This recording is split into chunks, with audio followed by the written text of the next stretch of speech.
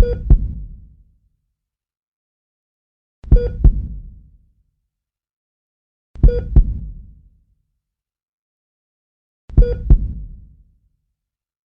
es la eutanasia? La eutanasia es un procedimiento consciente, intencional y voluntario mediante el cual se pone fin a la vida de un paciente terminal, con la única intención de ahorrarle sufrimiento y dolor.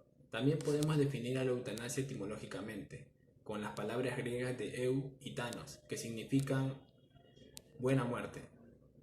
Podemos citar a Roxin Klaus, que es un catedrático de Derecho Penal de la Universidad de Múnich, que afirma que por eutanasia se entiende la ayuda prestada a una persona gravemente enferma, por su deseo o por lo menos en atención a su voluntad presunta, para posibilitarle una muerte humanamente digna en correspondencia con sus propias convicciones. También podemos citar a González Higueras, que concibe a la eutanasia como la práctica que procura la muerte para evitar grandes dolores y molestias al paciente a petición de él mismo o de sus familiares. Por todo lo mencionado, estoy a favor de este procedimiento, pues considero que es la liberación del sufrimiento tanto físico como emocional del paciente, ya que se debe de respetar la autodeterminación del paciente, ya que él es el único dueño de su propia vida. Gracias. ¿Qué es la enfermedad terminal? Según Cohen en 1982, se define como aquella patología incurable, con expectativas de vida que viene a ser no más de superior de 6 meses y en la que no existe posibilidad de alguna cura, ¿no? Habiéndose también tratado con todos los recursos ya terapéuticos existentes. Todo aquello asociado a un gran impacto emocional en el paciente, en sus familias, amistades, que muestran su preocupación por la cercanía de su muerte, ¿no?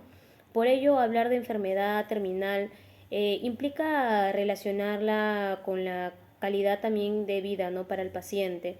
Una de las principales preocupaciones en el Perú y de las familias y de los terapéuticos, ¿no? Es bastante preocupante. Libertad de voluntad o suicidio. Que un ser querido padezca o sea desahuciado por una enfermedad terminal hace que toda la familia experimente un periodo de crisis. Este periodo de crisis ya es tanto económico por los gastos que ameritan, gastos hospitalarios, medicinales, o un periodo de crisis social, ya que afectan las relaciones familiares. Bueno, si bien es cierto, sabemos que la enfermedad terminal es una enfermedad que no tiene tratamiento curativo y tampoco tiene tratamiento que retrase el proceso, ¿no?, de dicha enfermedad. Entonces, la conclusión final es la muerte.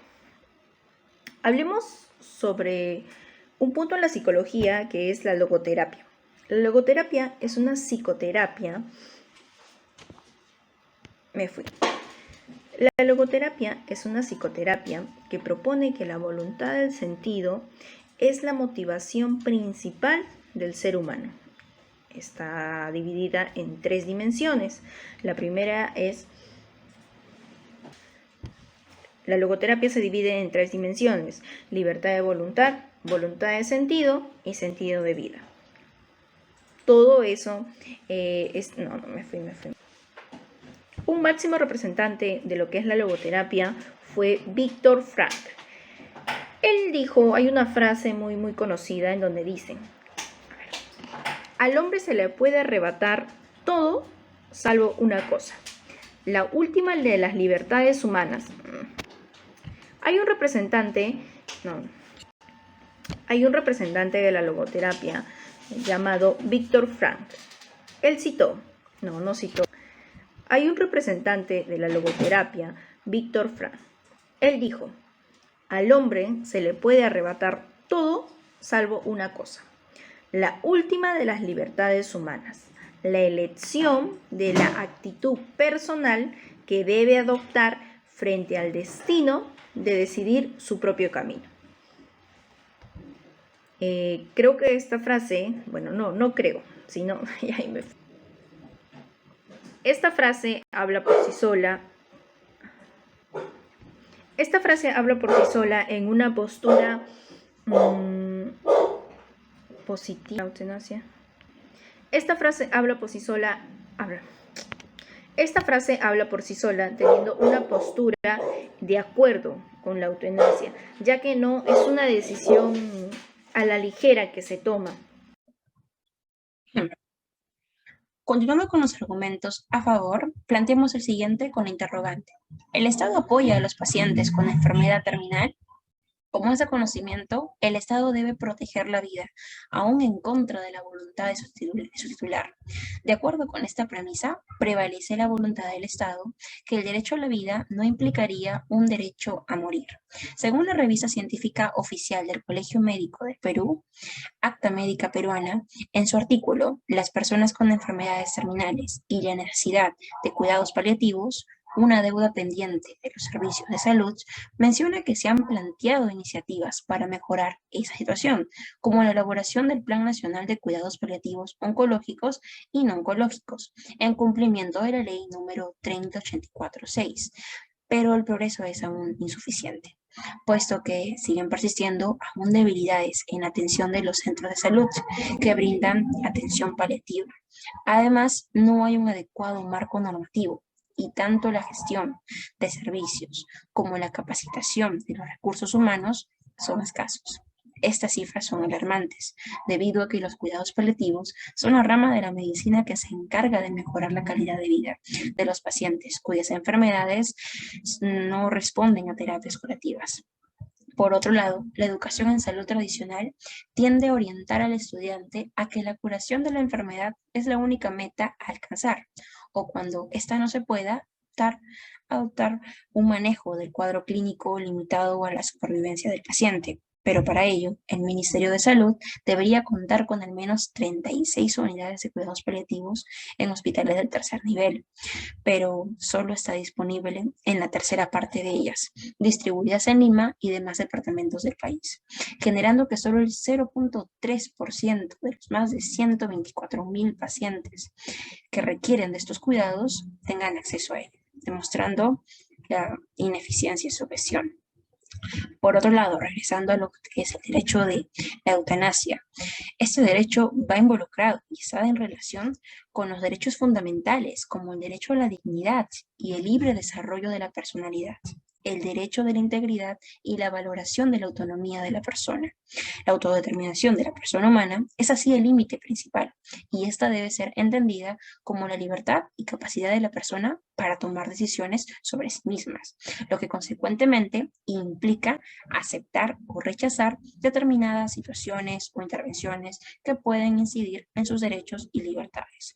Por ende, nosotros tenemos la postura de que el paciente debería tener también la opción de poder, a propia voluntad, elegir la eutanasia. Claro, teniendo en cuenta que el paciente está tomando esta decisión por su voluntad propia, en todos sus cabales, y luego de haber analizado bien los pros y contras de ello. Frente al tema la eutanasia en pacientes con enfermedades terminales, nos planteamos la siguiente pregunta. ¿Cuáles son los aspectos jurídicos en torno a la eutanasia en enfermedades terminales? Pues los aspectos jurídicos tienen dos puntos de vista, los puntos de vista internacionales y los puntos de vista nacionales. En los puntos de vista internacionales abogan por sobre la vida y en el cual podría citar pues la Declaración Universal de los Derechos Humanos, que en el artículo 3 indica que todo individuo tiene derecho a la vida y a la libertad. Si pasamos a un punto de vista un poco más específico, en este caso en el Perú, la Constitución Política del Perú en 1993, en el artículo 1 indica que la defensa de la persona humana es el respeto de su dignidad y es el fin supremo de la sociedad y el Estado. Entonces podemos entender que las personas humanas tienen derecho a vivir dignamente. Teniendo en consideración estos dos aspectos, pues nace un silogismo que lo planteamos de esta forma. Morir es parte, o la pregunta lógica sería, ¿morir es parte de la vida? Basándonos en fundamentos científicos internacionales, diríamos que sí, porque la vida no es un punto, no es un momento estático, la vida es un ciclo, el cual inicia en el nacimiento y culmina en la muerte. Por lo tanto, no sería descabellado decir que decidir cómo vas a morir no está dentro de tu ciclo vitalicio, del ciclo de la vida.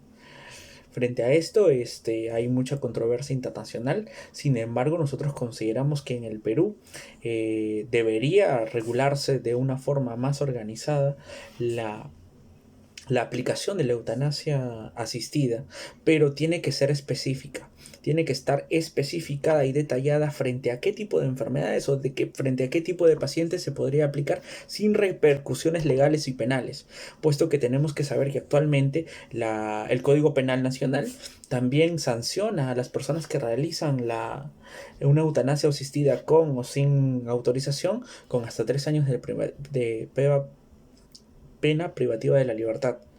En conclusión, nosotros estamos de acuerdo con una eutanasia para pacientes en enfermedades terminales, pero que se tienen que realizar regulaciones específicas para poder detallar qué tipo de personas o qué tipo de enfermedades podrían de estar dentro de esta terna, ¿no? Esa sería la postura frente a esta pregunta del grupo 2.